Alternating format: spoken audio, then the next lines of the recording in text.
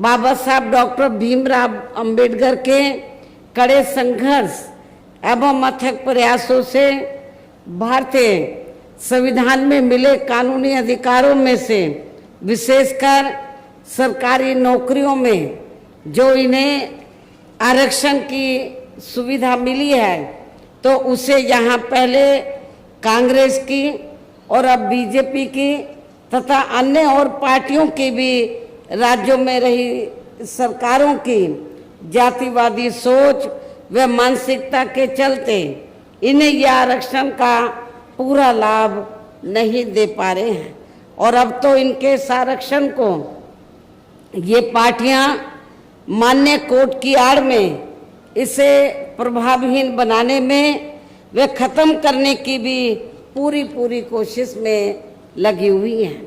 और इसका खास उदाहरण ये है कि दिनांक 1 अगस्त 2024 को माननीय सुप्रीम कोर्ट का दिया गया निर्णय है, जिसमें कोर्ट ने एससी व एसटी के आरक्षण में वर्गीकरण व क्रीमी लेयर आदि को लागू करने की बात कही है। यानी कि आरक्षण में से आरक्षण, पहले एससी एसटी वर्गों के लोगों को जो आरक्षण दिया हुआ था तो वो उनको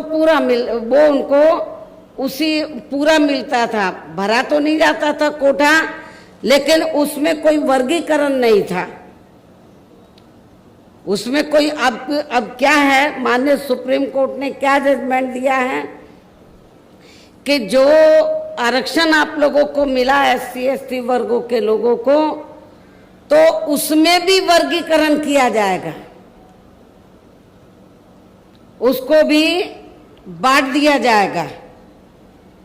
पहले एससी एसटी में क्रीमी लेयर आदि लागू नहीं थी, वो भी लागू कर दी।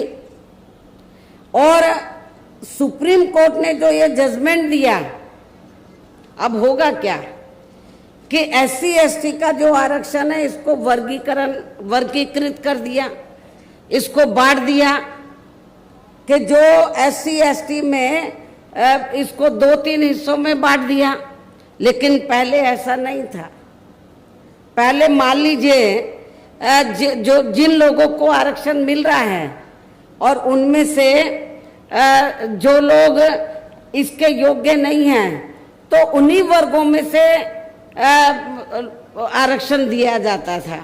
लेकिन अब ये वर्गीकरण करके ये लोग क्या करेंगे कि जो योग्य नहीं होंगे तो उनको पहले एससी में ही जो मजबूत जातियां थी उनको मिल जाता था। अब ये धीरे से चुपके से अब ये करेंगे क्या, सामान्य वर्गों के लोगों को उनका ये आरक्षण दे देंगे। और ये जो व्यवस्था की गई है, माननीय सुप्रीम कोर्ट ने जो व्यवस्था की है, तो इस व्यवस्था में सेंटर की ओर से, सेंटर में किसकी सरकार है, भारतीय जनता पार्टी की। भारतीय जनता पार्टी का जो सरकारी वकील उधर खड़ा हुआ, उसने सुप्रीम कोर्ट के इस फैसले का स्वागत किया, कहा कि हम सहमत हैं, इससे हम सहमत हैं। कांग्रेस के भी वकील खड़े हुए, उन्होंने कहा कि हम इससे सहमत हैं। और ये एससी एसटी में जो आरक्षण में पहले वर्गीकरण नहीं था, अब उसमें वर्गीकरण कर दिया। अब आपको बहुत, और इनको जो एससी एसटी की जातियां हैं तो वर्गीकरण करके इनको आपस में लड़ाने का काम किया है। और ये जो पार्टियां क्या कर रही हैं, लड़ाने का काम कैसे कि फूट डालो और राज करो। अभी तक एससी एसटी एक प्लेटफार्म पे रहता था, लेकिन इसकी आड़ में इनको बांट के फूट डालो। कुछ जो वोट कुछ वोट बीएसपी ले जाए और कुछ वोट वो दूसरी पार्टियां ले जाए, इनको बांट के रखो। जिनको ये कह रहे हैं कि वर्गीकरण करके हम फायदा पहुंचा रहे हैं, तो उनका ये वोट ले जाएंगे, जबकि इससे कोई फायदा होने वाला नहीं है। धीरे पर्दे के पीछे इसका ज्यादातर लाभ जनरल लोगों को ही मिल जाएगा और एक दिन ऐसा आ जाएगा कि आपका ये आरक्षण प्रभावहीन बन जाएगा, ना के बराबर रह जाएगा, खत्म हो जाएगा।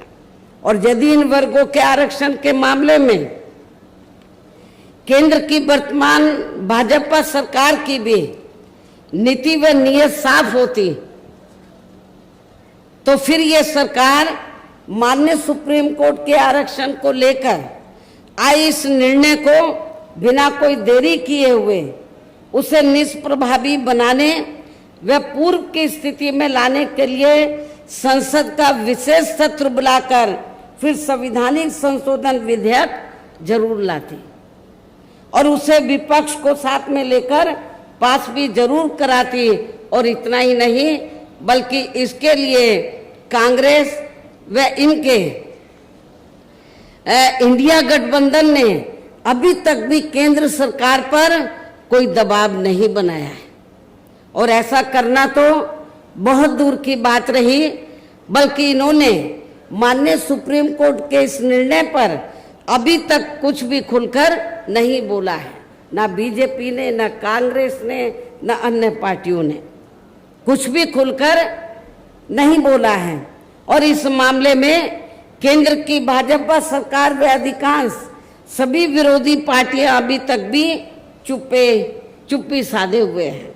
यहाँ मैं ये भी बता देना चाहती हूँ कि माननीय कोर्ट ने SC/ST आरक्षण में वर्गीकरण करने व क्रीमी लेयर को भी लागू करने का ये कार्य जो पहले संसद के पास था, राष्ट्रपति जी के पास था, उनसे वापस लेकर तो SC/ST के आरक्षण में वर्गीकरण करने व क्रीमी लेयर को भी लागू करने का ये कार्य अब राज्य सरकारों के ऊपर छोड़ दिया है। जो पहले राज्य सरकारों के पास नहीं था, संसद के पास था, राष्ट्रपति जी के पास था, ये राज्य सरकारों के ऊपर छोड़ दिया है। जो राज्य सरकारें हैं, जिस भी पार्टी की सरकार बनेगी तो उस पार्टी की सरकार फिर अपने हिसाब से इसका पूरा राजनीतिक फायदा भी उठाएगी। साथ ही इसकी आड़ में इन वर्गों को बांटकर इन्हें आपस में भी लड़ाएगी, अर्थात अब ये पार्टियां फूट डालो व राज करो की नीति का भरपूर फायदा उठाएंगी।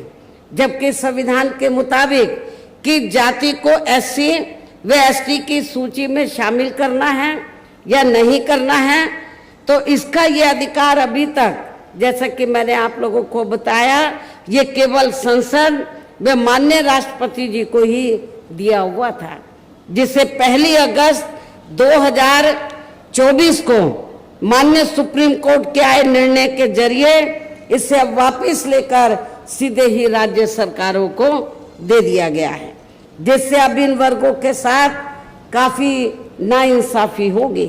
अर्थात इनका भी आरक्षण ना के बराबर ही रह जाएगा। और अब तो कांग्रेस के श्री राहुल गांधी ने भी विदेश में जाकर इनके सभी आरक्षण को आगे वक्त आने पर खत्म करने का भी ऐलान कर दिया है। इसलिए इन वर्गों के लोगों को बाबा साहब डॉक्टर भीमराव अंबेडकर द्वारा जो इन्हें आरक्षण का ये संवैधानिक अधिकार मिला है, तो इसे बचाने के लिए अब यहाँ हरियाणा प्रदेश में हो रहे विधानसभा चुनाव में इन वर्गों को, ऐसी सभी आरक्षण विरोधी पार्टियों को अपना कतई भी वोट नहीं देना है। जो ये पार्टियां माननीय सुप्रीम कोर्ट के आए इस निर्णय को बिल्कुल भी बदलने के लिए तैयार नजर नहीं आती हैं, अर्थात इस मामले में केवल ये पार्टियां इन वर्गों को गुमराह करने में ही लगी हुई हैं। ऐसी स्थिति में अब इन वर्गों को यहाँ विधानसभा के लिए हो रहे आम चुनाव में अपने बने इस गठबंधन की ही सरकार बनाकर इसे लागू होने से, यहाँ के हरियाणा प्रदेश में इसे लागू होने से तब तक लटका कर व रोक कर रखना है जब तक केंद्र व विपक्ष द्वारा इस निर्णय को संवैधानिक संशोधन के जरिए खत्म करके इसे पुरानी स्थिति में बहाल नहीं कर दिया जाता है। इसलिए ऐसी स्थिति में अब आप लोगों को एक तरफा अपना वोट केवल बीएसपी व इन्हें लोग के बने अपने इस गठबंधन को ही देना है, ताकि सत्ता में आकर यहाँ आपके स्टेट में माननीय सुप्रीम कोर्ट के आए इस निर्णय पर कुछ हद तक अंकुश लगाया जा सके।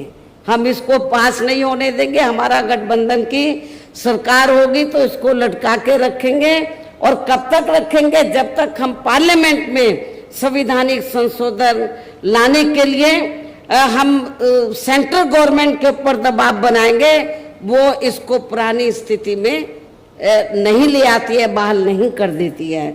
इतना ही नहीं, बल्कि केंद्र व राज्यों में कांग्रेस, बीजेपी व अन्य जातिवादी पार्टियों की रही सरकारों ने इनका आरक्षण का कोटा अभी तक भी पूरा नहीं किया है। आपके हरियाणा प्रदेश में भी यही स्थिति है। हर विभाग में सीटें खाली पड़ी, जिससे फिर अंत में किसी न किसी रूप में सामान्य वर्गों को ही दे दिया जाता है। पदोन्नति में आरक्षण को तो इन्होंने मान्य कोर्ट की आड़ में काफी हद तक खत्म कर दिया है। इसके साथ ही केंद्र व राज्यों की भी सरकारों द्वारा इन वर्गों के लोगों को प्राइवेट सेक्टर में आरक्षण दिए जाने की व्यवस्था किए बिना ही इनके ज्यादातर सरकारी कार्य अब यहाँ प्राइवेट सेक्टर के जरिए ही देश के अधिकांश बड़े बड़े पूंजीपतियों व धन्ना सेठों आदि को ही दिए जा रहे हैं, जिसके कारण आपके यहाँ हरियाणा प्रदेश सहित पूरे देश में अब इन वर्गों के लोगों को आरक्षण का बहुत कम ही लाभ मिल पा रहा है। और इससे अब पूरे देश में दलितों व आदिवासियों के साथ साथ अन्य पिछड़े वर्गों को भी काफी ज्यादा नुकसान हो रहा है। जबकि अन्य पिछड़े वर्गों के लोगों को ये भी मालूम होना चाहिए कि इन्हें मंडल कमीशन की रिपोर्ट के तहत आरक्षण की सुविधा केंद्र में कांग्रेस पार्टी की रही सरकार में नहीं, बल्कि बीएसपी के कड़े संघर्ष एवं अथक प्रयासों से केंद्र में रही श्री बीपी सिंह के सरकार में ही मिली है, जिसका भी अब यहाँ जातिवादी विरोधी पार्टियों की चल रही सरकारें इन्हें पूरा लाभ नहीं दे पा रही हैं। इसके साथ ही श्री बीपी सिंह की सरकार में ही इन वर्गों के मसीहा परम पूज्य बाबा साहब डॉक्टर भीमराव अंबेडकर को भी यहाँ भारत रत्न की उपाधि से सम्मानित किया गया है, जिसके लिए वो हर प्रकार से पात्र भी थे। जबकि इन्हें ये सम्मान इनके जीते जी केंद्र में रही कांग्रेस पार्टी की सरकार में ही बहुत पहले मिल जाना चाहिए था। लेकिन इस पार्टी की यानी कि कांग्रेस पार्टी की सरकार ने बाबा साहब डॉक्टर अंबेडकर के देहांत के बाद भी इन्हें काफी वर्षों तक इन्हें ये सम्मान नहीं दिया। इससे इन वर्गों के प्रति इस कांग्रेस पार्टी की हीन व जातिवादी मानसिकता साफ झलकती है। इतना ही नहीं, बल्कि इनके कारवां को आगे बढ़ाने वाले वे हर मामले में समर्पित रहे व्यक्तित्व मान्यवर श्री कांशीराम जी के देहांत होने पर उस समय केंद्र में रही इसी कांग्रेस पार्टी की सरकार ने इनके सम्मान में एक दिन का भी राष्ट्रीय शोक घोषित नहीं किया था। इसके साथ ही इन वर्गों के लोगों को जुर्म जाति से निजात दिलाने के लिए जो भी यहाँ नियम व कानून आदि बने हैं, तो उन पर भी केंद्र व राज्यों की सरकारें सही से अमल नहीं कर पा रही हैं, जिससे अब यह खासकर दलितों, आदिवासियों व अन्य पिछड़े वर्गों के ऊपर शोषण करने वाले लोगों का मनोबल और भी ज्यादा बढ़ रहा है।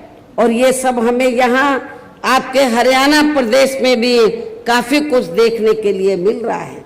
इसी प्रकार हमें पूरे देश में मुस्लिम व अन्य अकलियत समाज के लोगों की भी अधिकांश मामलों में हालत कोई खास अच्छी नजर नहीं आती है।